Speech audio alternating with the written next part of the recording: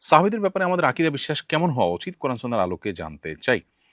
প্রিয় দর্শক, আহলুস সুন্নাহ ওয়াল জামাআহ তারা সাহাবীদের ব্যাপারে যে আকীদা পোষণ করেন সেটি হলো সকল সাহাবীদেরকে আহলুস সুন্নাহ জামাত ভালোবাসেন। যারা সাহাবী এতটুকু নিশ্চিত তারা আমাদের ভালোবাসার হকদার এবং তাদেরকে শ্রদ্ধা করতে বাধ্য আমরা সেটা এই কারণে।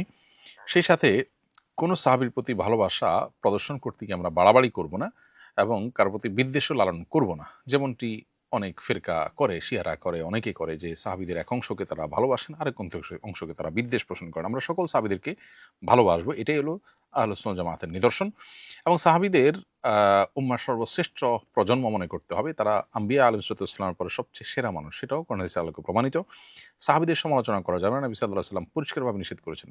সাহাবীদের গালমন্দ করা, সমালোচনা করার পরে লা তাসুব্বু আসহাবি, আমার সাহাবীদের গালমন্দ করো না।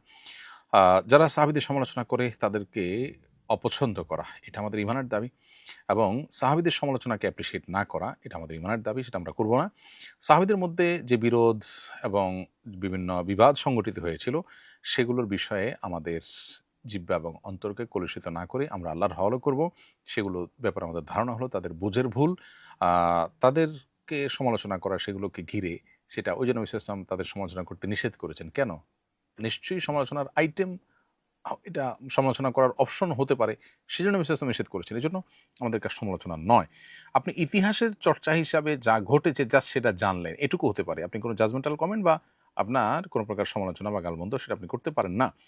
সকল সাহাবী আদিল এবং ন্যায়পরায়ণ, এটুকু আমাদের মৌলিকভাবে মাথায় রাখতে হবে। এদের মধ্যে আবু বকর রাদিয়াল্লাহু তাআলা সবচেয়ে শ্রেষ্ঠ, এরপরে ওমর, এরপরে উসমান, এরপরে আলী রাদিয়াল্লাহু তাআলা আনহুমা। এটারও ধারাবাহিকতা।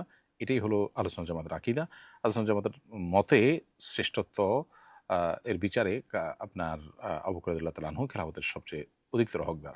আহলুস সুন্নাহ জামাতের এও বিশ্বাস আছে যে সাহাবীদের কারোর ব্যক্তিগত স্খলন হতে পারে। কোনো সাহাবী কোনো গুনাহ করেছেন, কোনো ভুল হয়েছে। কিন্তু তারপর তাদের সমালোচনা করা যাবে না। কারণ আল্লাহ তাআলা কোরআনে কারিমে বলেছেন রাদিয়াল্লাহু আনহু ওয়া রাদু আনহুম। সাহাবীদের প্রতি আল্লাহ তাআলা সন্তুষ্ট হয়েছেন, তারা আল্লাহর উপর সন্তুষ্ট হয়েছেন। নবী সাল্লাল্লাহু আলাইহি ওয়াসাল্লাম তাদের সমালোচনা করতে, আমভাবে সমালোচনা করতে নিষেধ করেছেন। অতএব আমরা সমালোচনা করতে পারি না।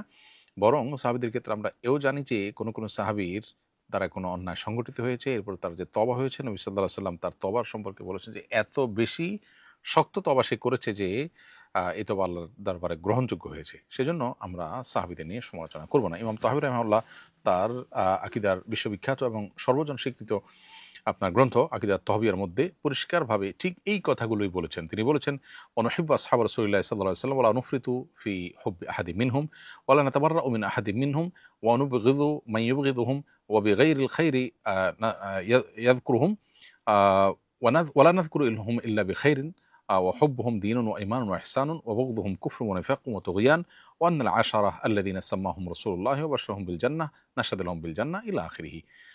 তো এই পুরো প্যারার মধ্যে তিনি মূলত আমরা উপরে যে কথাগুলো বলেছি সেগুলোই বলেছেন। এজন্য সাহাবীদের সম্পর্কে আমাদের ধারণা হইতে হবে খুবই পরিষ্কার।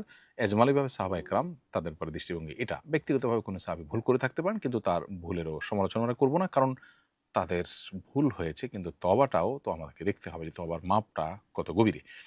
কোন সাহাবী অন্যায় করতে, করতে মারা গেছেন এমনটি পাওয়া যায় না। অন্যায় করেছেন পরে তওবা করেছেন এমনটি পাওয়া যায়। অতএব সাহাবীদের উপর আমাদের সুধারণা রাখাটাই হলো কর্তব্য। আল্লাহ তাআলা আমাদেরকে সে তৌফিক দান করুন।